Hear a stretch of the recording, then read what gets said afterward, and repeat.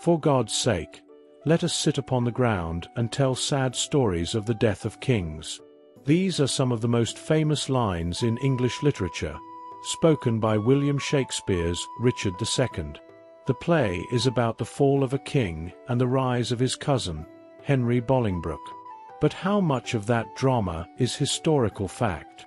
Today's focus is Helen Castor's book, The Eagle and the Hart.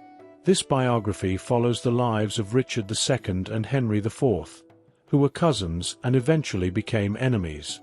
Richard II became king as a child. History suggests that child kings are at risk. Richard grew up in a court of flattery. He believed he was semi-divine. The peasants' revolt of 1381 was a turning point. Richard, only 14, addressed a mob in London. Richard had promised the peasants mercy, but then executed their leaders once the danger passed. Castor argues this set the pattern for his life. Break your promises to the rabble today, and eventually, you'll start breaking them to the powerful nobles. While Richard lived a sheltered life, his cousin Henry was the opposite. Henry was a tournament champion, a crusader, and the model of medieval chivalry. Both men lived in the shadow of Henry's father, John of Gaunt. Gaunt tried to keep the peace between his son and nephew, but tension grew. Castor's portrait of Richard takes a dark turn as the book progresses. He goes from being an arrogant king to a truly murderous and terrifying tyrant.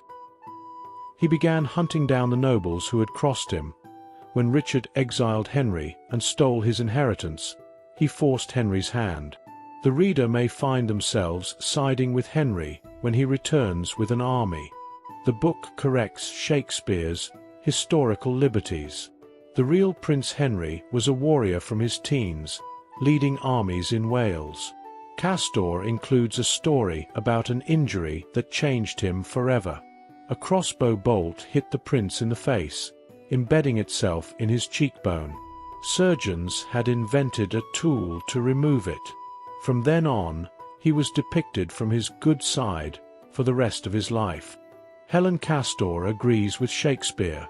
The overthrow of Richard II triggered the Wars of the Roses. Even though Richard was a tyrant, he was the anointed king. By taking the throne, Henry IV created a crisis of legitimacy that would haunt his descendants. The Eagle and the Hart provides insight into 14th century England.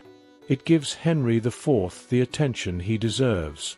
In closing, was Richard II a misunderstood boy king or a monster? Don't forget to like and subscribe, and see you in the next review.